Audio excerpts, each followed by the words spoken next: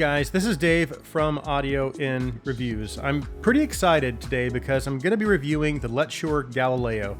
This is a collaboration between my friend Timmy over at Gizaudio and Letshuoer. So we'll go ahead and do an unboxing first. I do like the artwork. I think that's really cool. I like the color scheme they have going on. We'll go ahead and slide this off. On the top we have the instruction manual. We also have, looks like some cards, warranty cards. We have a graph on the inside here, and wow, that's a beautiful presentation. I really like that. Wow, I like this case. Feels very protective. It is a hard case and it's pretty large too. All right, nice. Yeah, so we have some tips here, and it actually has a tip holder built in, which that's very nice, very convenient. We've got the cable, and we have some more tips on the bottom here. I believe these are a narrow bore tip. These have a wider bore. So you have a nice tip selection there. And then we have the IEMs. Shells are very beautiful. Okay, let's go over the specifications and design.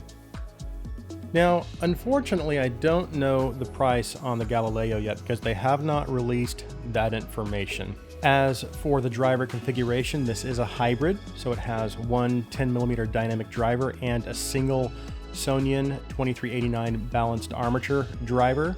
The shell is 3D printed, and on the inside, apparently they've created a fairly elaborate chamber for the drivers. As for the cable, it's a 2-pin 4-core braided SPC cable. Mine has the 4.4 termination. It's very light and pliable. I haven't had any issues with tangling so far, and it's been fairly easy to manage. Now, the housings of the IEMs themselves are made of a 3D molded resin, and the design on the faceplate is obviously kind of a galaxy-inspired design and is very beautiful. The rest of the housing is clear with a dark blue tint, but you can, if you look close, you can actually see inside. Very nice. The finish overall is just beautiful. The design of the cable is very nice as well. I really like the two-tone color scheme, and it just complements the IEMs very nicely. Overall, I think this is put together very well. The fit of the Galileo is also good. I didn't have any issues with the discomfort, and I was able to achieve a proper seal fairly easily with the included tips. As for isolation, I would say it's about average.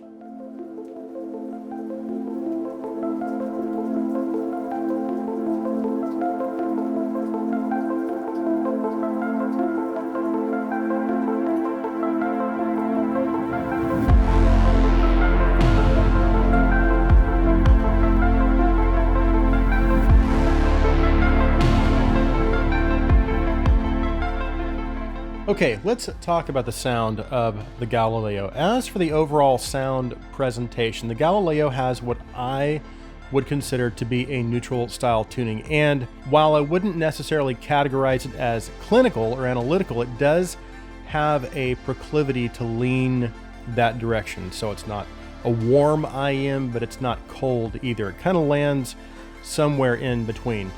And if you look at the graph, you'll kind of see that the mids don't have your typical recession relative to where the bass and treble levels are. And consequently, instruments have a slightly lighter note weight, but still maintain an overall natural sound. Of course, this is the subjective aspect of the hobby, but the only areas that I can fault at all are the upper treble extension and the overall bass quantity.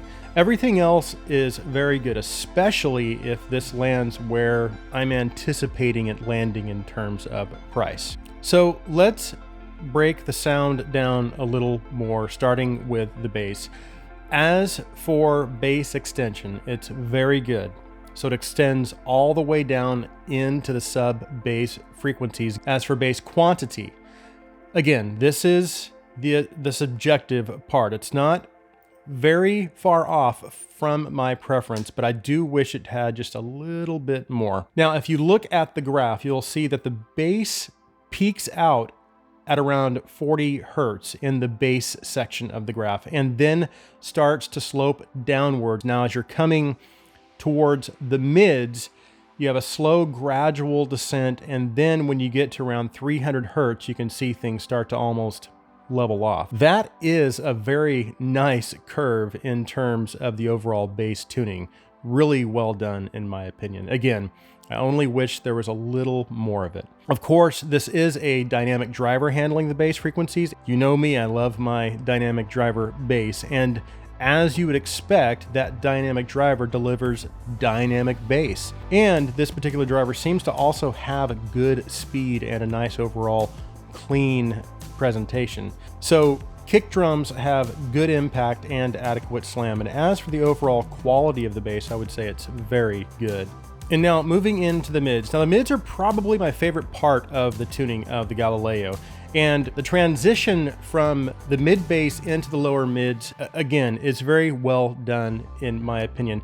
And in terms of low, mid, and mid-range clarity, it's very good as well. So instruments that fall into those lower mids, like floor toms and higher bass guitar notes, have really good texture and detail. And that clarity carries all the way through the mids. Now, referring back to the graph, you can see that slow rise from about 400 hertz down to 200 hertz. And what that does is it gives instruments and vocals a little more body and note weight, and just generally contributes to an overall more natural instrument and vocal presentation. And then as you move out of the mids into the upper mids and treble, now again, when you step back and look at the overall sound signature, it's neutral. So the lower treble levels are fairly balanced in relation to the rest of the tuning. Now, where we start to see some curtailment is in the upper treble, but then we do have a small peak, I think around 16K. So obviously those frequencies above 10K affect perceived clarity and air, and it is noticeable. And while I do prefer to hear those airy qualities in live recordings, the Galileo does everything else right, and it more than offsets that.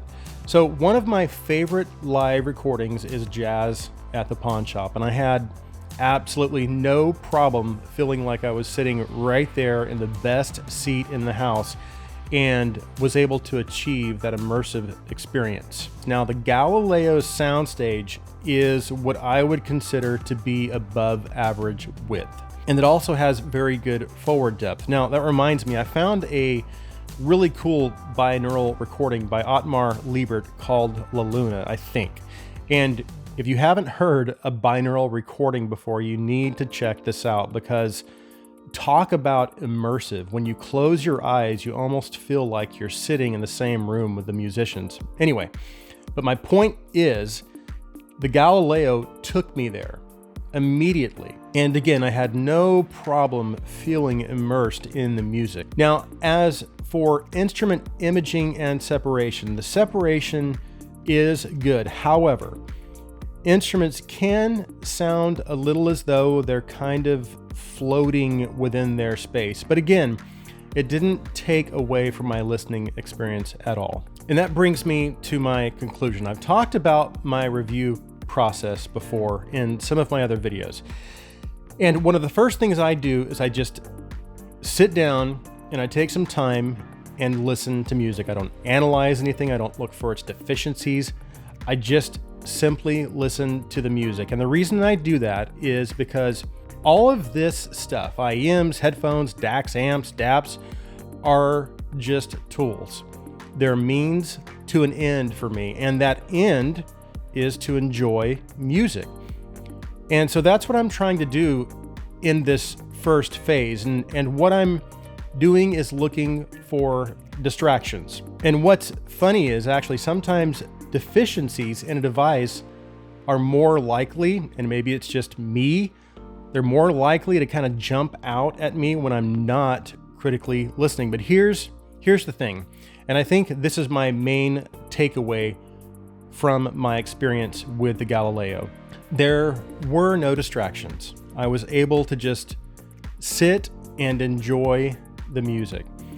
And I was able to do that for quite a while. So when I take all of that into consideration, the sound quality, the immersive experience, the beautiful design, great build quality, and if it lands in terms of cost where I think it's going to land, and if that's the case, then I absolutely give this a recommendation. And by the way, this is also a great IEM for stage use, for actual monitoring, especially for vocalists or guitarists, the way it's tuned. And it also has, again, excellent fit, doesn't cause any discomfort, has relatively good isolation. I wish it was a little better for stage use, but it's good enough. The bottom line is this is a solid package, and I think Timmy from Gizaudio did a great job with this collaboration. So that concludes my review of the Letshuoer Galileo. If you're new to the channel and you like our videos, please take a minute and hit that subscribe button. Thank you guys so much for taking the time to watch this review. Please like this video, please share this video. I hope you guys have an awesome day.